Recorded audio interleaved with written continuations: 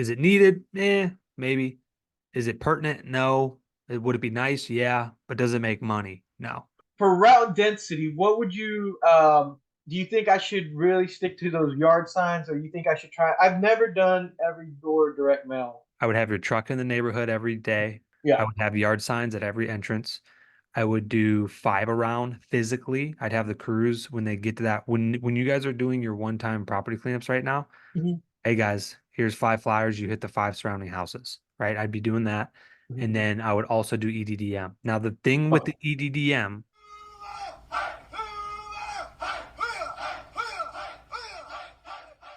all right, awesome. So we have Walter here. Walter, thanks for coming on. Maybe give us a little snippet about like where you're at in business and what hopefully I can help you with to get to that next level. Yeah, definitely. So I was able to, I had seen your Mike Andy's video, so I kind of followed that a little bit, and then I went to Louisville for that recent event that Mike had. So I saw you speak there, and a lot of the stuff that you had talked about is like I took a lot of notes and stuff, and I'm just like, man, that's really what we're like a lot of the things, just like so right now I'm at 300,000, over 300,000. And most of our clients are weekly. We maybe have about, I would say, 10 bi-weekly, right? Before it used to be all weekly customers until I started letting some bi-weekly customers in. The problem I had, so starting out, I started doing lawns on the side. I was doing chemical compounding as a pharmacy tech. And then I was always in the field. And then this year was the first year that I actually was able to step away and look at, you know, the numbers a little bit more and seeing that we weren't doing what we needed to be doing. So I ended up raising prices actually the year before, but then I raised them again this year. So I ended up basically I dropped off a lot of customers who were super low, right? And we've been tracking like our man hour rate, which is $75. Um, all the guys are hitting uh, their their budgeted hours, and they're making commission. So we started doing that. The guys really like that. Um, then what we've noticed is that I just didn't have I don't have very good route density in about 3 days out of the week, right? So on Tuesdays and Wednesdays, we don't really get out of like a 1 mile area. Like we're pretty good there. We're knocking about, I would say, over 45 plus yards in one day. Um, but the other days it's a little bit slower. It's like in the 20s or 30s, right? So and there's a lot more driving. So basically this year I had to really um, look at what was going on, and I just started fixing a lot of mistakes that I had done in the past that I didn't even know were going on. Also, it didn't help that back then I was paying some of the guys cash. So I got audited, and then I found out that my accountant wasn't an accountant. He wasn't. So I got hit with like close to $20,000 in like IRS stuff. So I almost got that paid off. So a lot of that fun that we're finally like recuperating and like we're actually like the profit stuff has been going towards paying that off. And we're almost done with that, so that's a good thing. Um, where else? Let's see. Yeah, I've just kind of been taking it day by day. We've been really implementing a lot of systems this year, um, and we've been creating uh, like workflow, just making sure the estimates would go out much faster. I would say even this past month has been for leaf cleanups has been like within 1 hour or less. The estimate they've got like their estimate already, and ever since we started doing that, they've been like approving them really quickly. I'm not saying everybody's approving them, but like the approval rate has gone up more than what it used to be. Yeah. Um, so my man hour 75. Also, what ended up happening was uh, some of the days I didn't have enough. So I have four helpers, and then it's me that's kind of like playing the manager role, like the sales guy, right? And then my wife, she comes in part time and helps answer all the phone and does all the billing. Um, she's not full time because my son has classes and stuff, so she's not able to be in the business all the time. But when she is, she's like billing, answering phones. We also have a like an answering machine. I think it's like through Grasshopper or something like that. It's called Ruby. So whatever phone call she doesn't get, it goes to Ruby. They answer and then they send us the message back. So we follow up, or yeah, we follow up real quick. Um, my my problem is that uh well I was recently watching. I've been kind of binge watching all your videos. And one of the problems I had was most of my clients are residential, and we kind of have the same weather patterns that you guys have. I'm in Oklahoma, so we don't really have a lot of snow, right? Maybe it snows 2 times a year or something. We get some ice.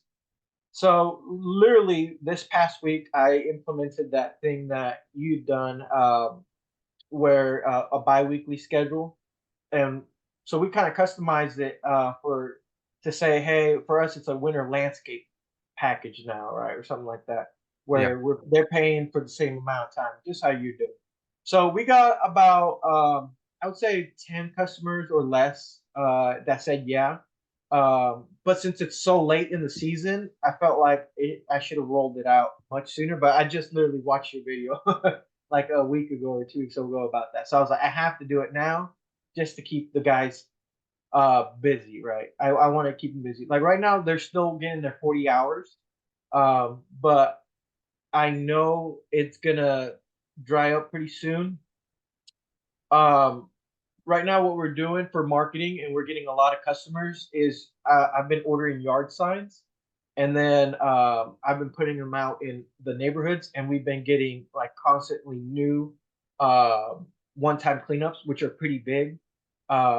And that's what's keeping them busy so far. So a lot of one-time stuff that's like not so much reoccurring, but we do have the option to say, hey, if you want to do it on a weekly or bi-weekly basis, after that one time, it's an option. So it's been a lot of stuff like that. Like I'm struggling right now where I have to make a certain amount of income, to kind of keep everybody on payroll, uh, and just trying to keep them busy is my main concern right now. Now we're hitting those budgeted hours. We're doing good on that, right? So it's not that I wasn't charging. It's not that I'm not charging enough right now, but just like, what would you suggest might help me out there? Should I keep implementing more systems? Kind of, what are your best thoughts there? So my initial good question, because I think a lot of people are in this boat right now with it being wintertime, slowing down. Um, Especially like we don't get snow removal stuff. So my question to you is how many uh weekly mowing customers do you have and biweekly? Yeah, so biweekly, I think we only have like less than 10 customers biweekly. Okay, what But about but weekly? weekly we have over 100, and I think like 120, All somewhere right. around. So how did you roll out? So it's good that you watched the videos of winter services. How did you roll that out? Did you just send out an email that says, "Hey, who wants to opt into these things, winter landscaping?" Okay. Yeah, exactly. So that's what, because it was so late in the season. Literally, like for us right now, we're like prime time leaves, Mhm. and we're actually getting closer towards the end of leaves. And I just didn't want to be like, hey, everybody be on automatic landscape type of thing. But I did want to do it next year where we opt in everybody with no questions asked, but then they have that option to opt out. I just didn't know if it was a good idea to do it this year, not like automatically like that. So what we do is we do it automatically and we're Mhm, just very gracious on the refund policy. mhm. So even though they may have not signed up for it and you didn't communicate it properly of like how what they're signing up for, and you're gonna get a lot of them be like, what the heck is this? Hey, Yeah. no worries if hey, this is our focus, and you're gonna have to do a lot of explaining on the phone when you show up to the property. They're like, what are you here for? Hey, this is what we do. Everybody's automatically enrolled. This is just how it is. You can opt out. It's your choice. And then if they're kind of like really upset of like, hey, no, I didn't sign up. Hey, no worries. We won't even bill you for today. We'll put you off and we'll resume March 1st next year. That's kind of how our approach is. Yeah. And the timing, you're right, is a little weird because it's already almost Christmas time. So you Mhm. can't really kind of do it now and be like, oh, hey, by the way, we're going from biweekly mowing to winter Yeah. a month and a half late, right? So that's definitely going to pose a challenge. But for next year, I would definitely roll it out as like a automatic. This is just what we do. What we do is we put a real little small disclaimer in the mowing service when they sign up. It's all it says is winter services in effect December, January, February. And they have no idea what that is. They're Yeah. not even thinking about it. It's summertime. But that's for next year. So we're talking about this year right now. I think the yard signs are good if that's what's working. Yeah. Um, the problem right now is you're going to be like out there selling like these one-time jobs, busting your butt, Exactly. and like to try to keep the guys busy. Now, what we do in the winter time to be really competitive, because let's just face it, the demand does go down.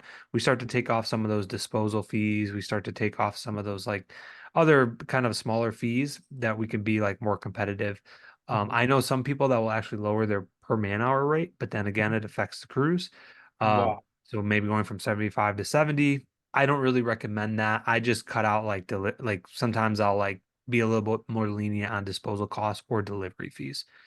Yeah. Um, what I would recommend and suggest to you is that like once the work stops, because there will come a time in Oh February, yeah. like mid-January to like first, second week of February, like nobody's thinking about leaves, nobody's thinking about that. I would not just keep the crews like busy, Mhm. right? Um, because what you're going to do is you're going to burn through a lot of your profit just Mhm. trying to keep them busy. Um, we're in a seasonal business. Now, what I would say is kind of recommend, like, if you have four dudes, Mhm. maybe you focus on the two good ones or the Yeah. one or two good ones that are like that constantly show up, don't give you headaches, do their work, don't ask 1,000 questions, and like those are your rock stars.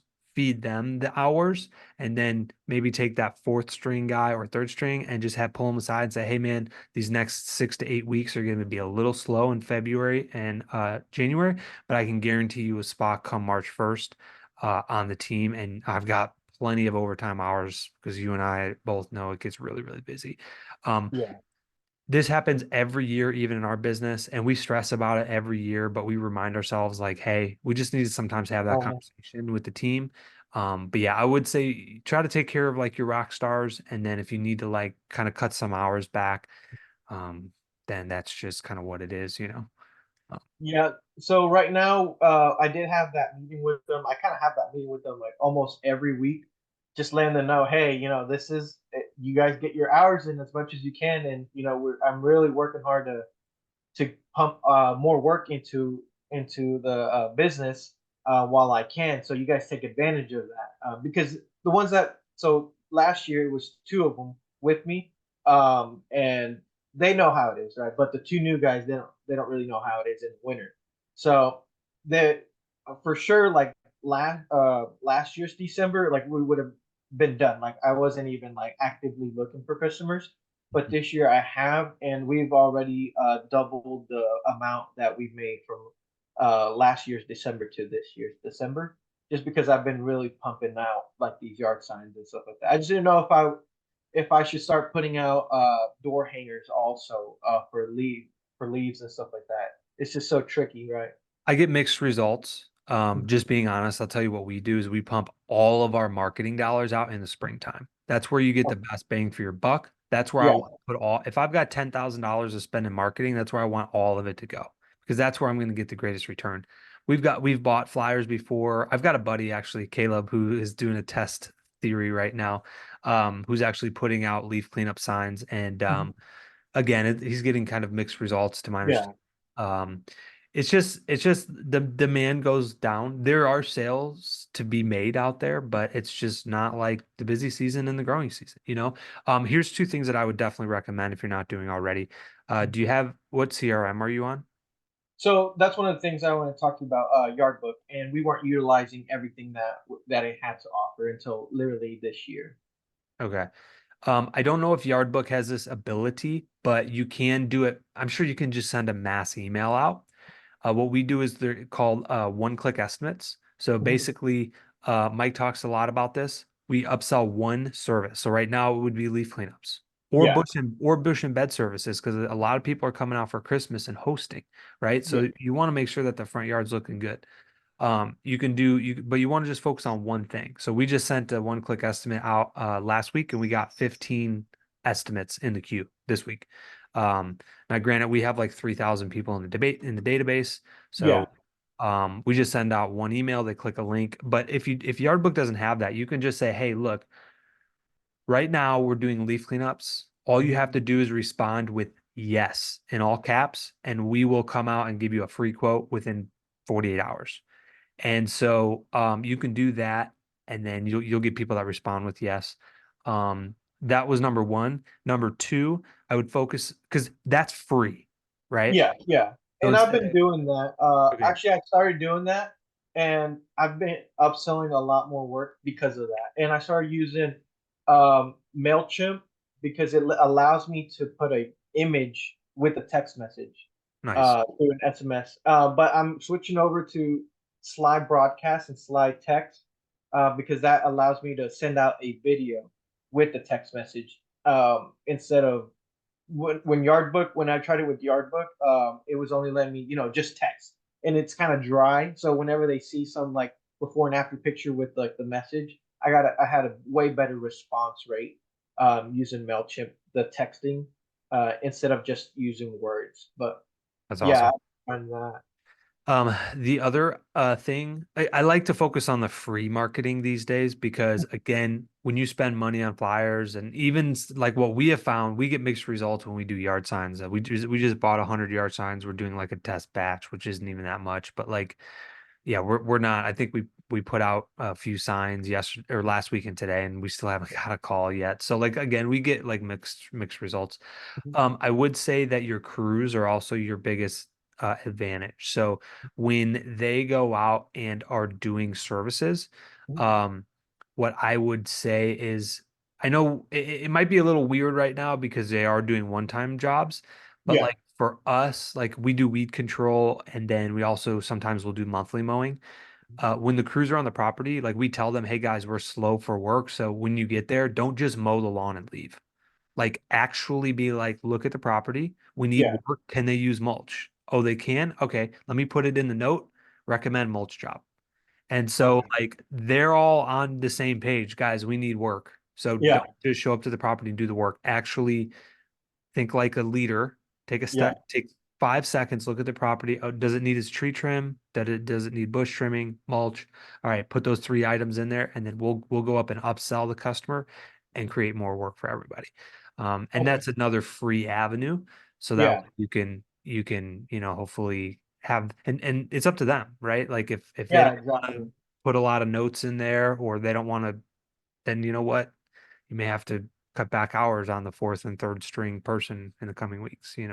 So That's a good idea because they're already writing in notes for like whenever there's any type of thing that happens on the property, um, like whenever they start the time, when they stop the time, and whatever it might happen. So I'll just go ahead and let them know, hey, go ahead and start putting in some add-ons that they might need, even if you don't think they need it. If it's just kind of apparent, just go ahead and do it, and that way, that keeps me. I don't want to say keeps me busy because I have plenty of stuff to do like every day, right? And yeah, it just never stops. But it helps me help them in the yeah, process.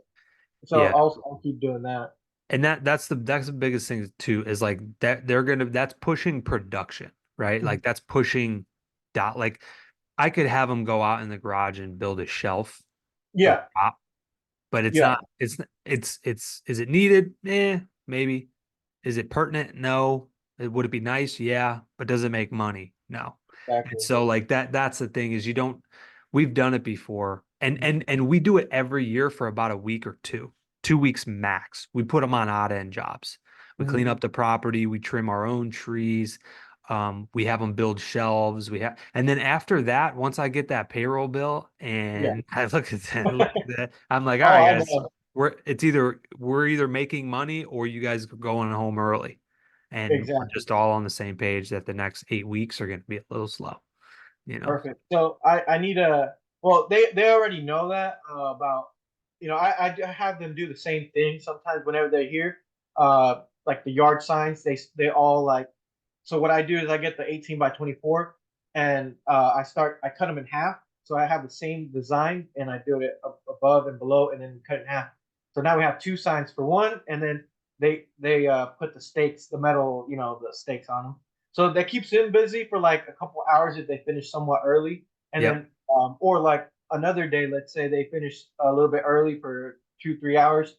Everybody takes a different route, and they just start popping in yard signs all over the place. So So that helped us out. that makes a lot of sense. I haven't heard that before, but thank you for sharing that. That's a Yeah. brilliant idea of cutting it in half because it saves costs. That I'm okay with because it's actually going to drive more revenue. You know what Mhm. I mean? Yeah. Like it's going to produce more budget hours to be made. So, yeah, that makes sense to me. Yeah, before I was just having them like sweep the floor or like organize something, and it was just, yeah, like how you said, whenever I get we'd have to do payroll or something, and I'm like, crap, there goes there's whatever they made for the week. That's pretty much it's all gone, the profit. So I started having them do that, and it's just I told them how it is. I can just let them go for the winter and they can go find another job. But if they really do help me get more business, like if we do it together, it's more paychecks for them. So, so our season, what I wanted to tell you was real quick about the snow and ice. I started offering that like 2 years ago, I think. But we didn't have too many customers do it because it's not like we get a lot of ice, but not a lot of snow.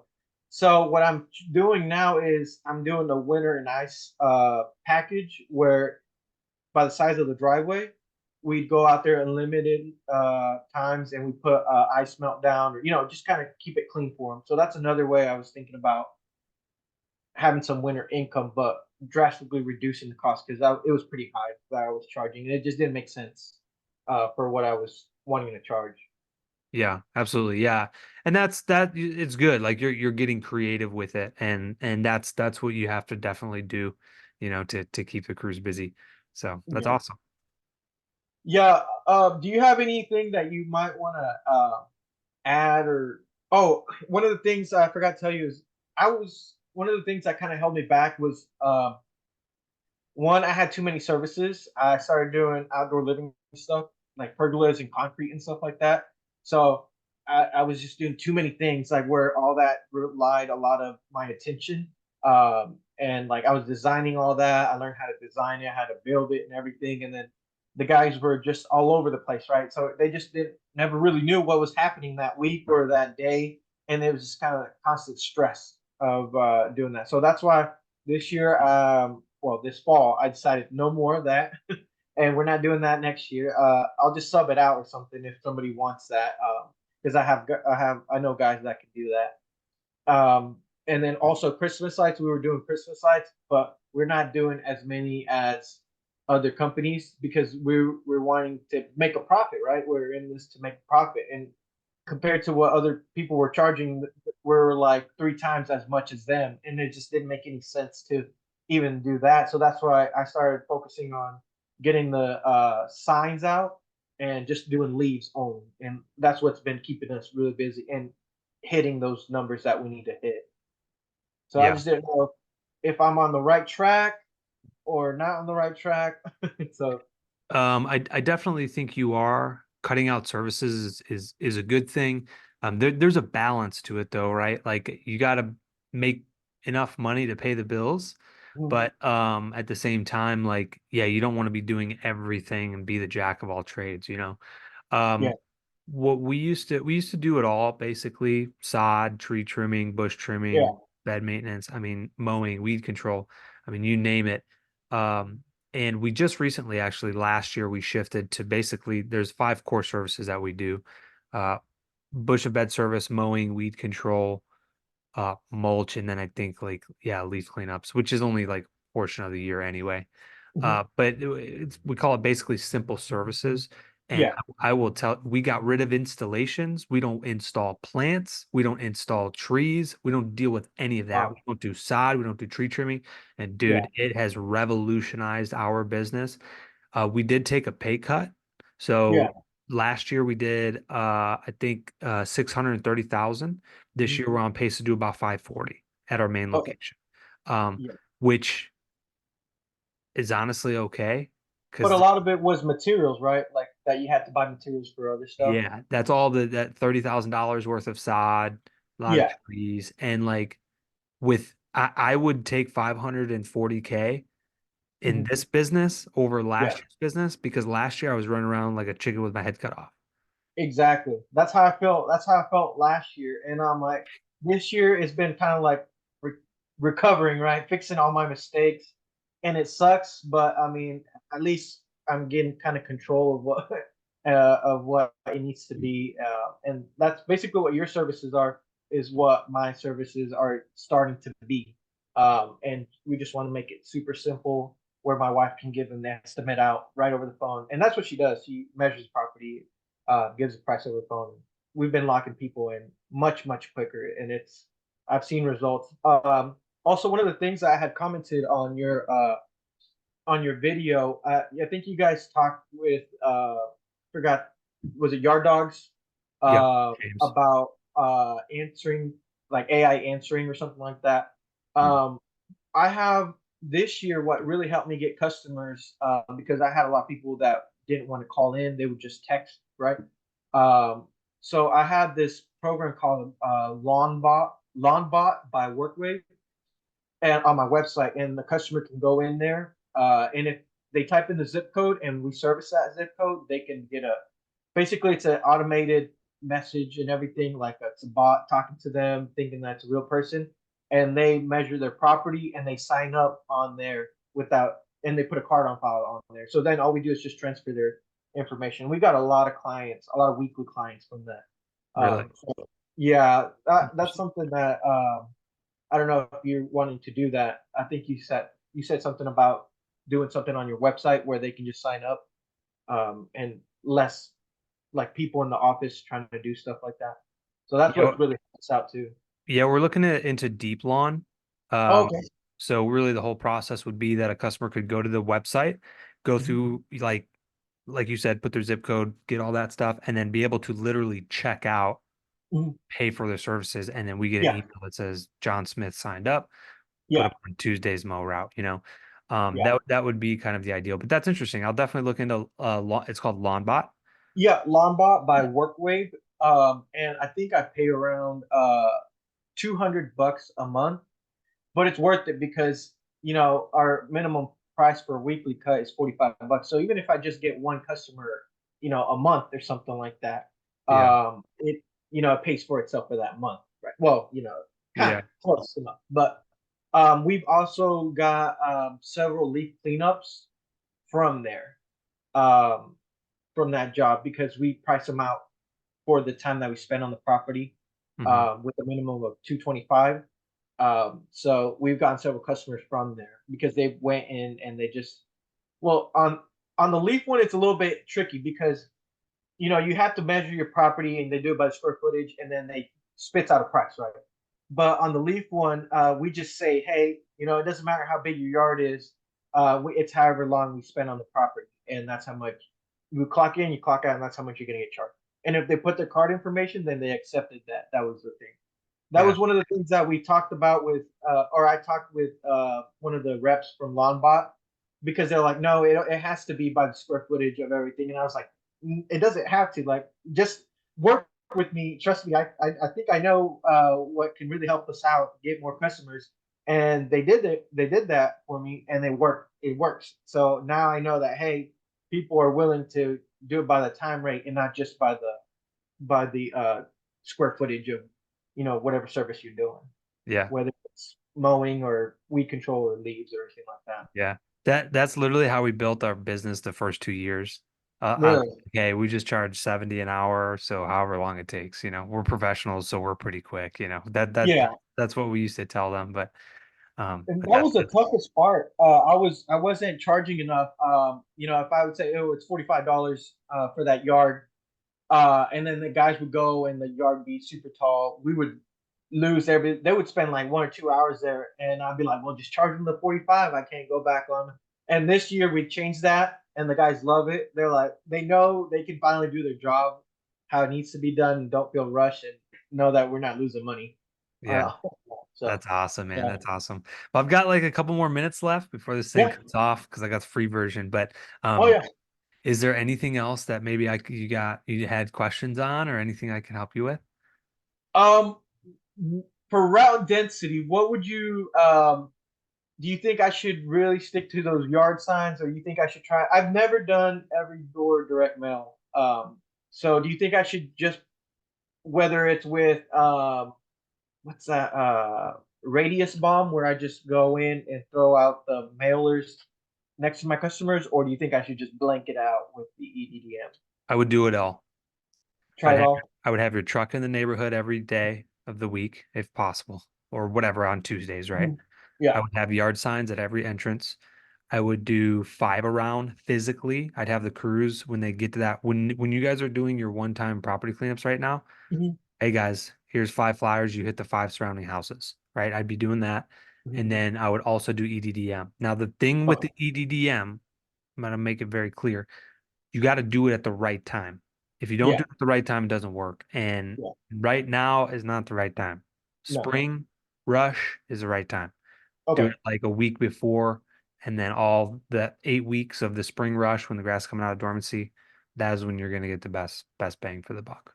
Do you do it once a month, or do you do it like whenever it's like spring rush, or do you just like put them out like once? Or what I would you think might be the just best?